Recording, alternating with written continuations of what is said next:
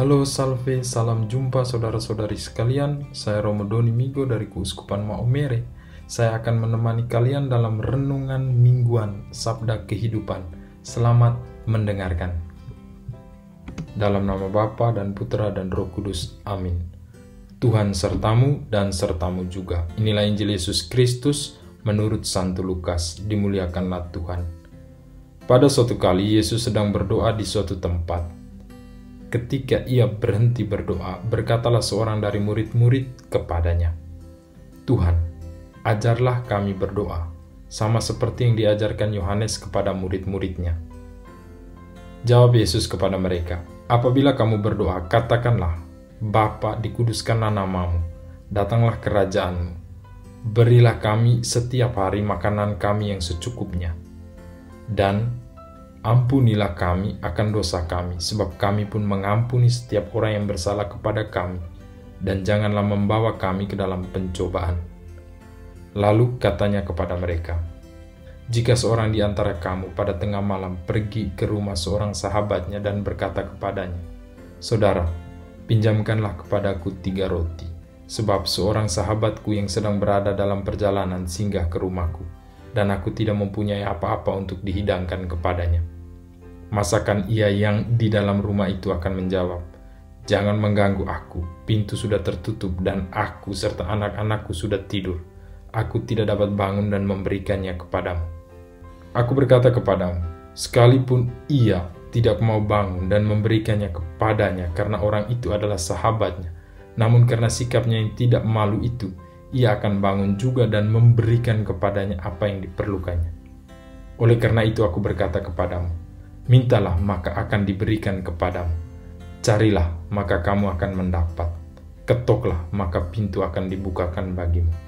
Karena setiap orang yang meminta, menerima, setiap orang yang mencari, mendapat, dan setiap orang yang mengetok, baginya pintu dibukakan. Bapa manakah di antara kamu jika anaknya minta ikan daripadanya, akan memberikan ular kepada anaknya itu ganti ikan?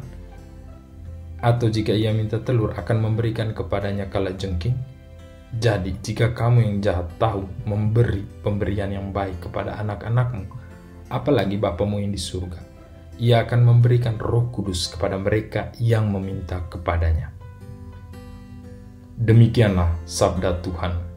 Terpujilah Kristus.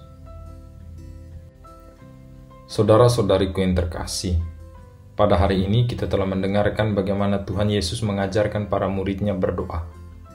Menarik untuk kita renungkan bahwa di antara pengajaran-pengajarannya, Tuhan juga mengajarkan kita untuk berdoa, yakni doa Bapa kami. Jika kita membaca dan merenungkan rumusan doa ini, pada saat yang sama kita dihantar untuk menyadari beberapa hal berikut. Pertama, menyapa Allah sebagai Bapa. Yang kedua, memuliakan namanya. Yang ketiga, mengundang Allah untuk merajai kita. Yang keempat, percaya kepada kehendak Allah pada saat ini maupun di surga. Yang kelima, memohon pertolongan dan pengampunannya. Yang keenam, memberikan pengampunan, khususnya kepada sesama. Yang ketujuh, memohon perlindungan dan pembebasan dari pengaruh-pengaruh kejahatan. Saudara-saudariku, di balik dari pesan-pesan penting dan mendasar dalam doa Bapa kami, kita dihantar untuk menyadari bahwa doa-doa kita bukan semata-mata berisi permohonan-permohonan, tetapi sebuah doa yang mengajarkan bahwa kita percaya kepada Allah. Sebuah doa yang menggambarkan bahwa kita menyerahkan semuanya kepada penyelenggaraan ilahi. Dalam doa Bapa kami, Tuhan Yesus menekankan satu syarat agar percakapan kita dengan Allah dapat dikatakan sebagai doa, yakni iman.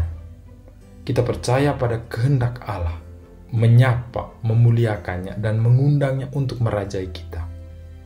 Berdoa bukan berarti memaksa Allah untuk mengabulkan permohonan kita. Selanjutnya, penginjil Lukas menekankan tentang kesetiaan dalam doa. Tuhan tidak hanya mengajarkan kita berdoa, tetapi Dia menghendaki agar kita selalu berdoa. Sebab berdoa bagi seorang beriman adalah bagian dari hidupnya. atau bagian dari kebutuhan utama yang harus dipenuhinya. Paus Fransiskus menyatakan bahwa berdoa itu mengubah hidup kita. Berdoa itu menenangkan amarah, menopang cinta, menggandakan kegembiraan, dan menanamkan kekuatan untuk mengampuni. Pada bagian akhir dari perikop Injil Lukas hari ini, Tuhan Yesus memberikan penjelasan bahwa Allah sebagai Bapa yang baik. Dia mengetahui apa yang kita butuhkan.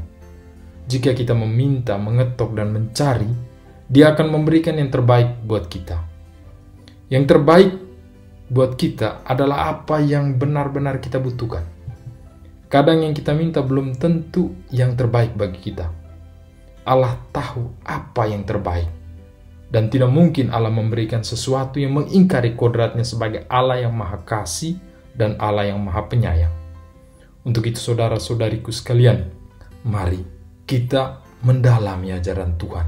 Teristimewa ajakannya untuk berdoa.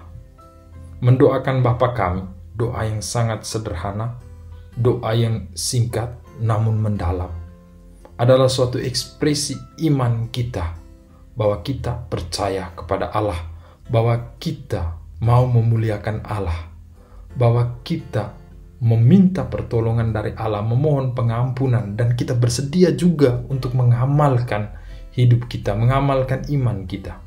Untuk itu saudara-saudariku, semoga pertolongan Tuhan melalui doa Bapa kami selalu dan senantiasa menyertai kita. Tuhan Yesus selalu memberkati kita sekalian, Bapa, Putra, dan Roh Kudus. Amin.